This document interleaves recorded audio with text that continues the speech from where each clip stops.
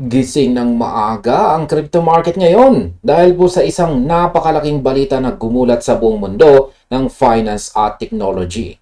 Sapagkat ang pinakasikat na meme coin, yan po si Dogecoin or Doge, ay humataw ng higit 7.6% na pag-akyat sa presyo at panandali ang dinaluhan ang price level na 0.091. Kaya pasabog po tayo dyan para kay Dogecoin.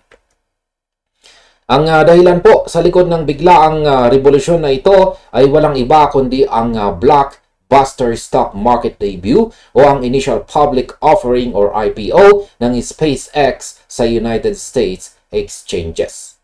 Ang matagumpay na pagpapakilala ng SpaceX sa publiko ay opisyal nang nagtulak sa net worth ng tech mogul na si Elon Musk lampas sa $1 trilyong. Siya na ngayon ang kauna-unahang opisyal na trillionaire sa kasaysayan. Yan, sabi nga ng ating balita dito mula kay Crypto.news, Dogecoin rallies after SpaceX IPO crowns Musk a trillionaire. Ayan, kaya pasabog po tayo ulit dyan. Ngayon ay tingnan natin ang mga eksaktong numero mula sa market data. Ang Dogecoin ay umakyat po sa intraday high nito sa presyong 0.091 bago nagkaroon po ng kaunting retracement o pag-atras sa bandang presyong 0.087. Ayan, 0.091 on June before retreating to around 0.087 at press time. Ayan, ang paggalaw na ito ay direktang reaksyon ng mga traders sa panibagong hype at interest na pumapalibot kay Musk at sa kanyang Eurospace company. Ang buong crypto market ay sumabay din sa bugso ng sigla ng mga tinatawag na risk assets.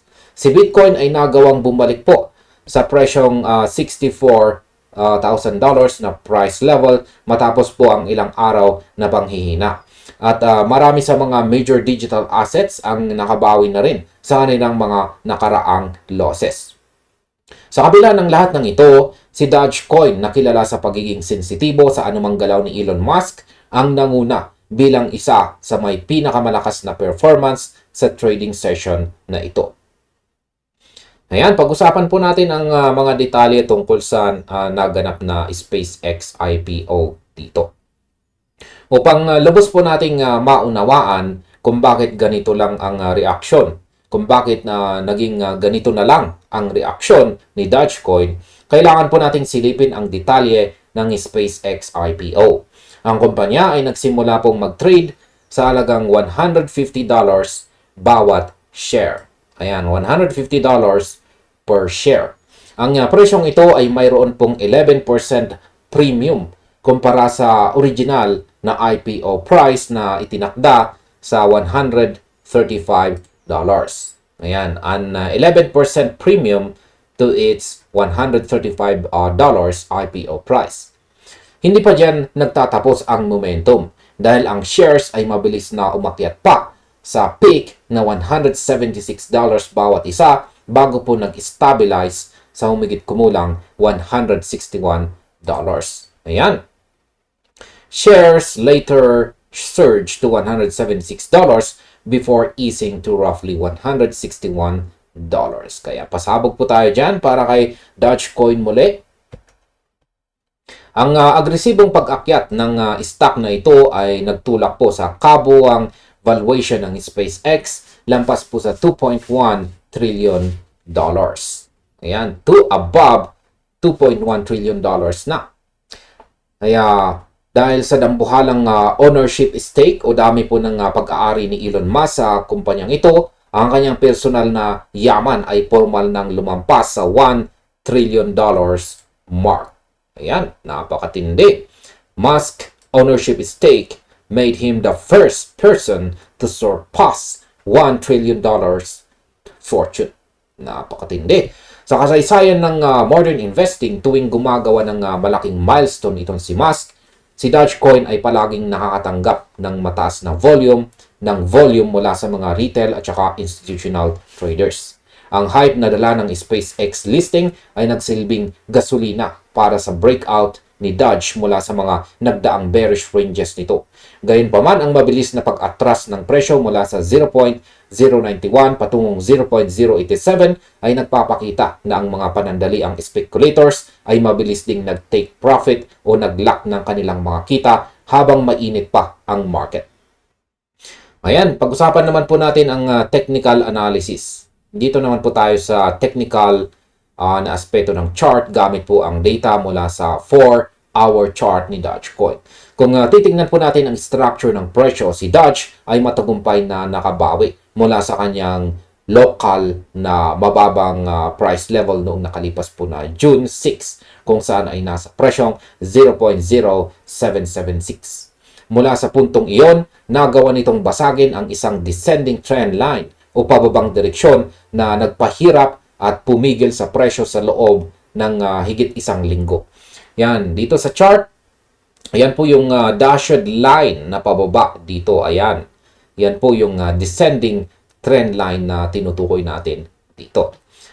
At kitang-kita natin dito na nagkaroon na po siya ng malinis na breakout dito sa bahaging ito. Kaya bukod dito, ang token po ay umakyat din pabalik sa itaas ng 0.6118 Fibonacci retracement level na matatagpuan po sa presyong 0.0867. Ayan, dito po yan. Ayan, kung kitang-kita po ninyo, yan po ang level na 0.618 ng Fibonacci level natin dito. Ang particular na zone na ito ay binabantayan ngayon ng mga analyst bilang isang napakahalagang near-term support. Ibig sabihin, hanggat ang presyo ay nananatili sa itaas ng antas na ito or presyo na ito, may tsansa pa rin ipagpatuloy ni Dogecoin ang kanyang upward momentum. Ang mga momentum indicators ay nagpapakita rin ng malaking pagbabago. Ang MACD histogram ay opisyal nang pumasok sa positive territory at ang MACD line ay nananatiling matatag sa itaas ng signal line. Ayan, ito po yung nasa ibabang bahagi ng chart natin dito, ang MACD indicator. Ayan, ang setup na ito ay nagpapahiwatig na ang buying pressure o ang pwersa ng mga buyers ay lumakas matapos po ang naganap na rebound dito. Ngunit kailangan din nating maging maingat dahil ang recovery na ito ay hindi pa lubos na tapos. Ang super trend indicator naman ay nagpapakita pa rin ng matinding resistance malapit po sa 0.088 na price level. Yan, ito po yung kulay red na linya naman dito sa ating chart. Kung saan ay dito po ay si Doge ay kasalukuyan pa lamang nakakaranas ng retest. Kitang-kita naman po natin na yung mga previous candlestick natin ay nakakaranas ng rejection.